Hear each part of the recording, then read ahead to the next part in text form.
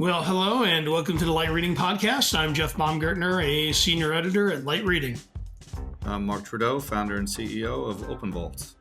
Well, hey, Mark, good to have you on the podcast. I think we've done a couple of videos together at shows, but good to connect with you.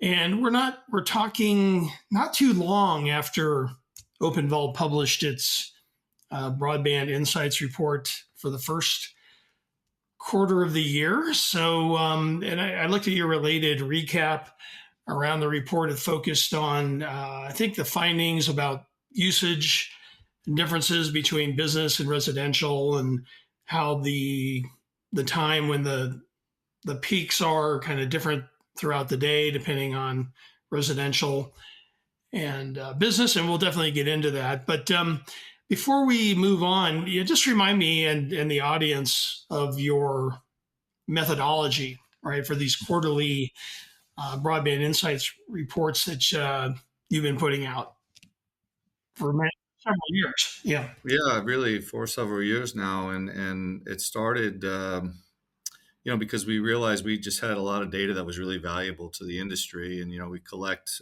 subscriber usage behavior information from millions of subscribers. Been doing it for a long time, and it kind of hit us. I think we started it really right before COVID, where we realized that we could aggregate this data, summarize it, and put out some key metrics in the industry that would be of interest to operators themselves, our customers, as well as folks like yourself that cover the space. So we identified a few key metrics that we report on routinely for each of the quarterly reports.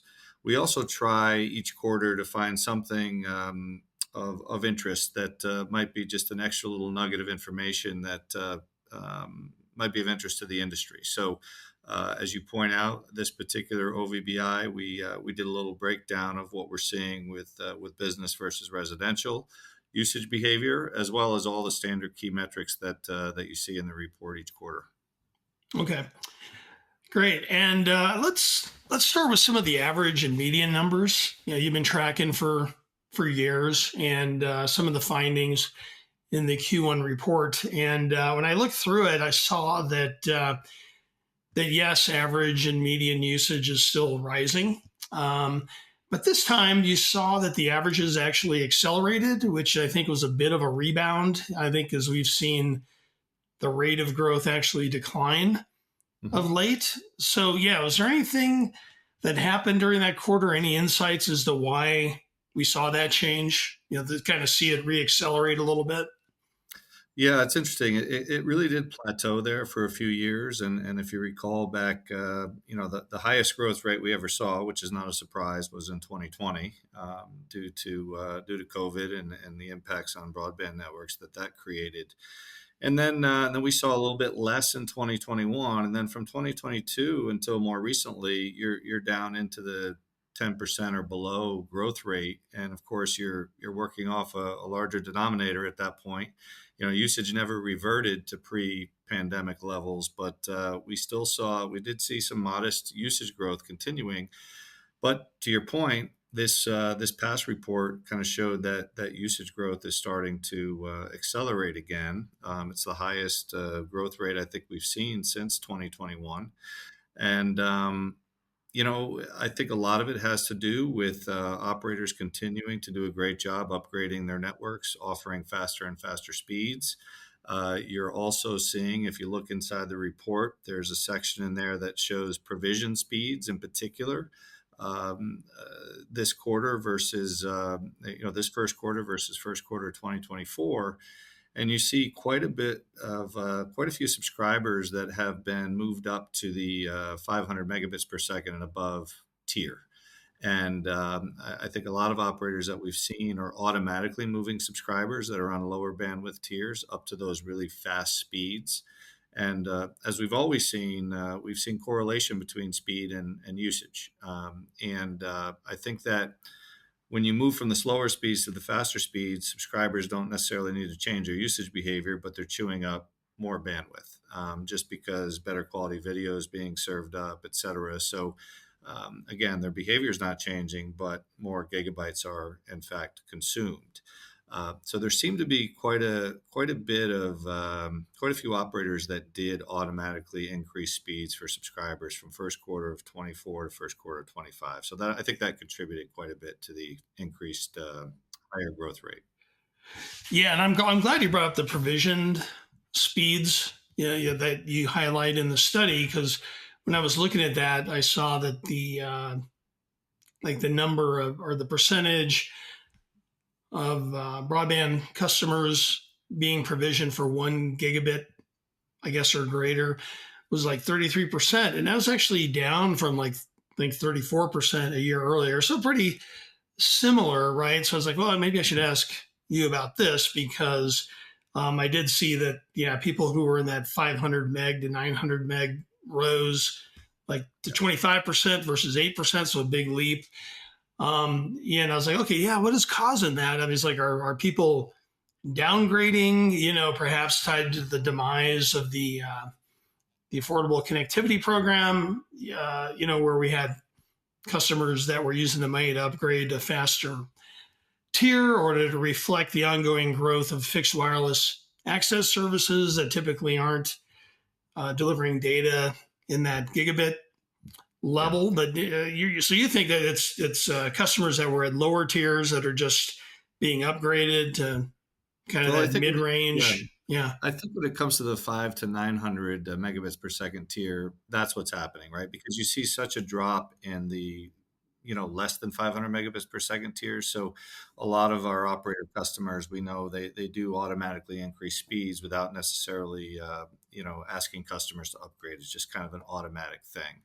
As far as the gigabyte or gigabit speeds, it's basically pretty much flat. I just call that more of a rounding error. But the fact that you have now almost 60% of subscribers at 500 megabits per second or higher, most subscribers now, provided the network is clean and et cetera, right? They have more bandwidth than they need. So what we are seeing in those higher tiers is once you get up to that level, there's less of a correlation between speed and usage because you just can't use that much bandwidth, right?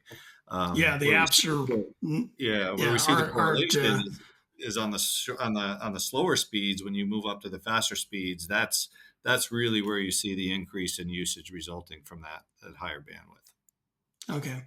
And I realize let's see, let's see. I think we're, Q2 report, is probably in the works, but is the trend continuing? Have you peaked into those numbers, and, is average and median usage, kind of continuing to rise, maybe because of the reasons you outlined, or is Q1 kind of a little spike? Yeah, Q1 has traditionally been the highest quarter that we see throughout the year. Q2, Q3, we usually see usage revert a little bit, and we expect to see the same thing these quarters. Um, it's just I think you have the holiday season, and then everyone's got their new toys and new TVs and everything entering the first quarter.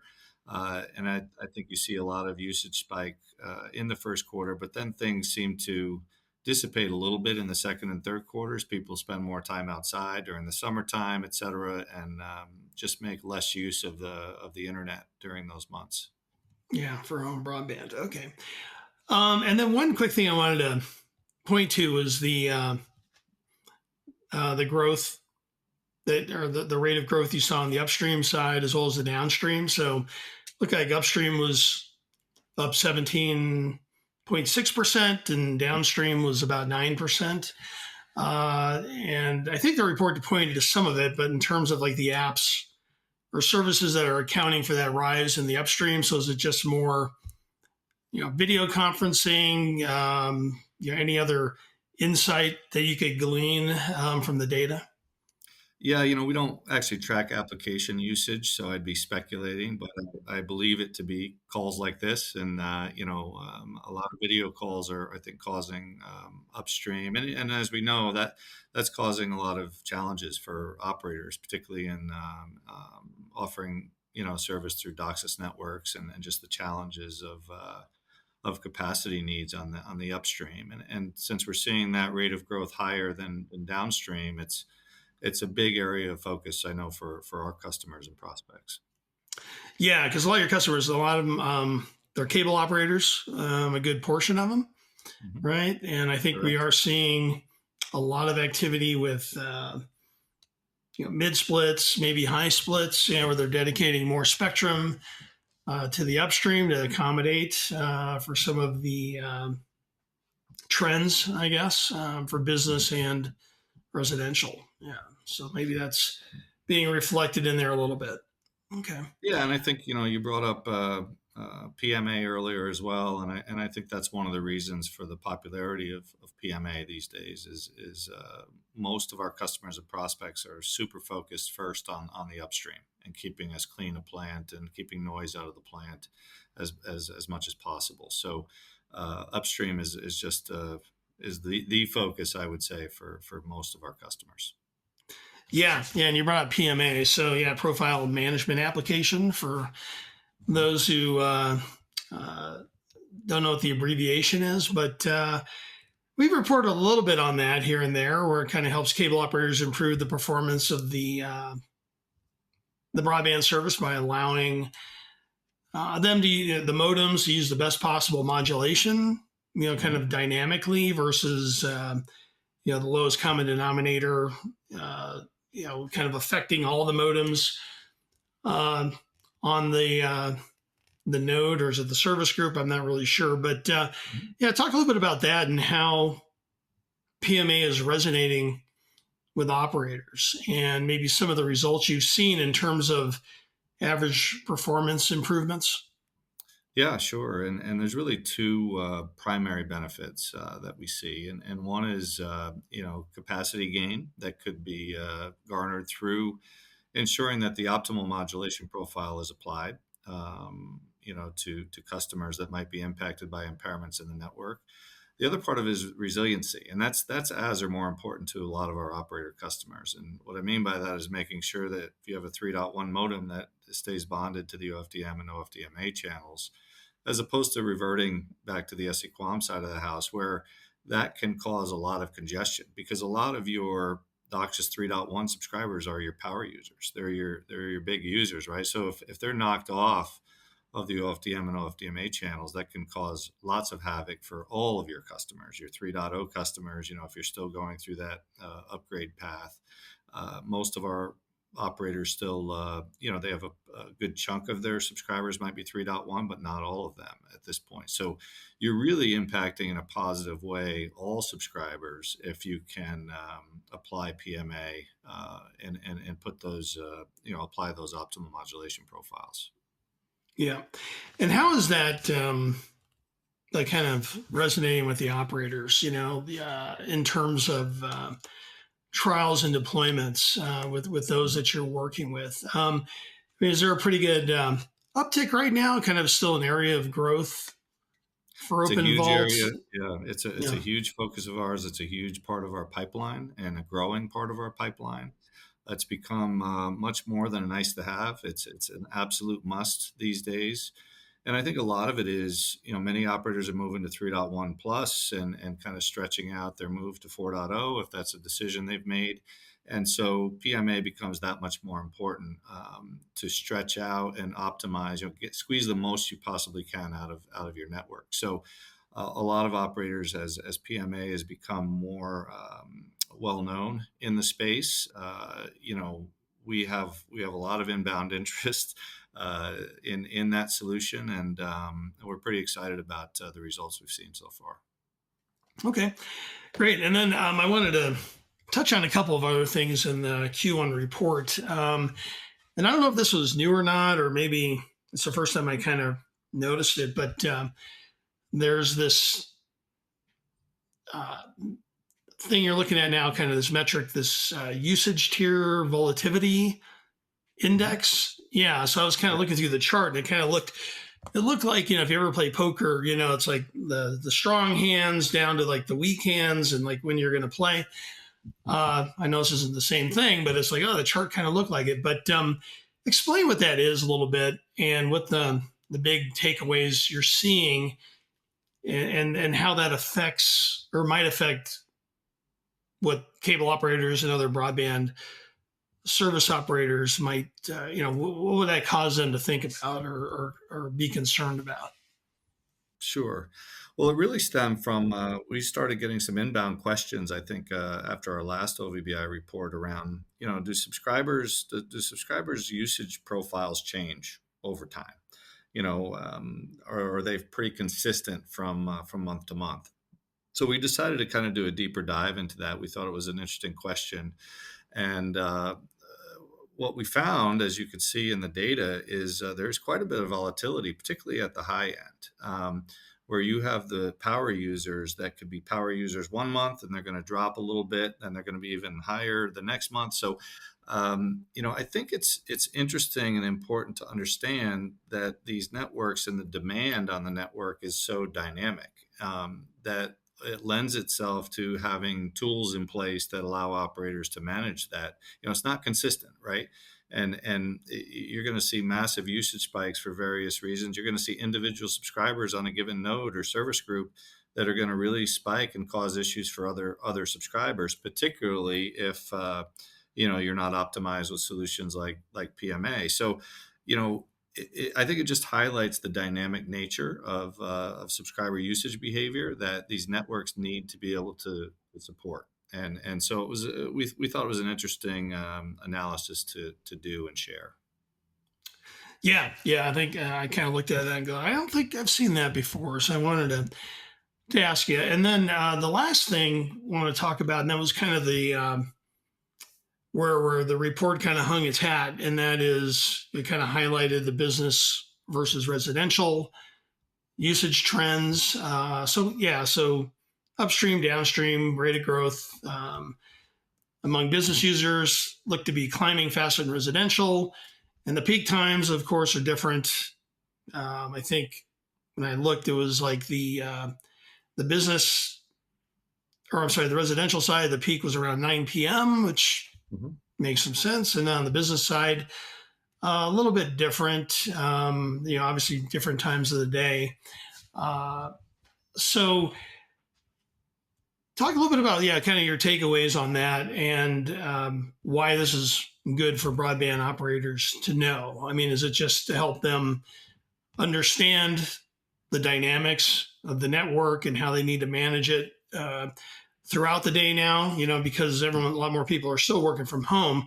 It's like the network is being used throughout the day versus Yeah. real when then people get home and so forth. Yeah, in some ways, it's really somewhat of a validation of what you might expect, right? We see in the first quarter, we saw a lot more people getting back to work. That's been a trend for a while now, going back into the office and such. So, I don't think it's a huge surprise that we saw a faster, higher growth rate on business usage, both upstream and downstream, than we saw on the residential side.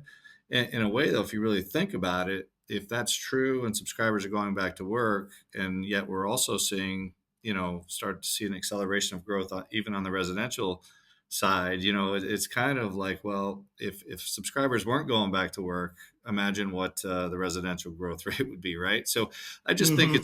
it's Yeah. interesting to highlight these things. Operators build their network to support peak times, right? They have to support the peak times. So looking at peak usage analysis across the different customer types, I think is valuable. And also, when you look at the history, it allows you to plan for network upgrades, and you can build trend lines and predictive tools to figure out where you're going to be in a year, 2 years, 3 years, 4 years. So I think for the overall network planning exercise and capacity management, these types of analysis I think are important for operators to understand. And I know from talking to a lot of our customers, one of the most interesting things to them is wanting to know where they stack up in these areas, right? Versus these standard metrics. So it's always one of the most interesting parts of the discussion from an operator perspective is they want to know where they stack up. So I think these types of analysis are important for operators to have at their fingertips. Okay. Well, one thing kind of crossed my mind because I've been looking through your reports for most of the years you've had them available each quarter. And I think in the past, there was a time when you would kind of track like the usage trends among customers that were like on usage based billing versus kind of an uncapped policy. And I think now it's like today, it's like it's all kind of piled together. Now, is that because the policies have kind of changed? I mean, I've noticed we see a lot more uncapped uh, versus usage based billing uh, policies. I mean, there's still some out there, but is that one of the reasons why it's like, well, we just kind of lump them together now? Well, what we saw was early on when we started tracking that, we saw quite a difference in usage behavior between those operators that offered, usage-based billing and had kind of quotas per speed tier versus those that were, all you can eat, right? Over time, I think for a couple of reasons. One in particular, well, that usage converged, right? So we didn't see really much of a difference in usage behavior between those. So we tracked it for a while. We said, well, there's not really much of interest here anymore, right? It Yeah, used to not as be relevant. Yeah, not as relevant. I yeah, would say that one of the reasons is even those operators that still have quotas in place really are designed to protect the network from super abusive customers. So the usage quotas have been risen to levels that very few subscribers hit today. So again, that's why I think you're seeing usage behavior very similar from those that offer it yeah, to don't offer it, because even those that do, you just don't have as many subscribers that actually are impacted by that. Our belief was always that usage quotas would help curtail usage, and we did see that early on, where usage quotas would keep subscribers from abusing the network, and that was a great tool for operators. And it's just less relevant today, partly also because they've expanded their own capacity on their networks, and so they're able to handle more traffic. So the idea of usage quotas is, I think, for some operators less. It's less of a need these days. okay, yeah, and you also track those heavy duty users. What is the label now for the highest? The not the ones that chew up the most data now. It was like, Yeah. is it super power? What do you call them now? I think we're calling them extreme now. We're even tracking extreme. We're trying to figure out the right words for these things. Back in the day, and you might remember this, Jeff, early on in OpenVault's history, 250 gigabytes was the power user, right? Then we had to, Yeah, and now we're up it's to almost crazy 700 now. for on average, right? I mean, you used to have like 1/10 of 1% of subscribers back in 2010, 2011 that would use 250 gigabytes and consume that much data. And now the average is almost 700. So we've had to continue to change the definition of what we deem to be a power user. So we started tracking a terabyte, but now I believe we have almost a third of subscribers, if memory serves me, consuming over a terabyte of usage. And we added a 2 terabyte tier. And then more recently, we added even a 5 terabyte tier, because part of the reason for that is we would go talk to our customers, and they all know exactly who these subscribers are. You'll see somebody that consumes 34 terabytes in a given month having a massively negative impact on the network. And so, Like, what it's are those people important. doing? My gosh, I don't even know how Yeah. you can hit that kind of a level just out of your house. But Well, I think you can run into abusive running a customers that are business. reselling the service and different kinds of things. So this is why operators need to pay attention and understand who these customers are, and take action, because it can, if you've got 200 or 300 subscribers on a given node, 199 or 299 of them are really unhappy due to that one subscriber on a Yeah. shared network. So put them on a fiber or something. Yeah. Yeah. Yeah, I mean, I exactly. guess that can kind of help segment the market from a technology and access technology standpoint as well. Yeah. Yeah, it can certainly Which, help you yeah. prioritize, right, where you're going to invest in those types of technologies based on network congestion and such. Yeah, because you've got like cable moving into these DAA nodes. That you can do like fiber on demand, where you just run a fiber to the home off that node, and it's like, okay, well, who gets that? And I think Yeah. the guy doing 30 terabytes, yeah, he'd be a good candidate for Good that. candidate. But Yeah, for sure. yeah. But as far as like those 5 terabyte people, still pretty small segment, but is it growing? I mean, Of course. it's Yeah. got to be. Yeah.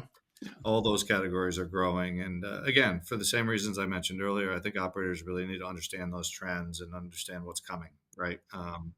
Because it's not going to stop. Okay. Great. Well, we really appreciate that you put out these reports each quarter. It's a really great uh, study for us, and to kind of keep track, these trends, and and also the nuggets that you're able to surface and dig out of those things to kind of focus on something maybe we're not necessarily keeping an eye on all the time. So I think that's where we're going to leave it for today, Mark. So thanks again for joining the podcast and providing some valuable insight on your latest Broadband Insights report. And we'll look forward to seeing more. Thanks, Jeff. Always great to talk with you. Yeah, you too. Bye. All right, take care.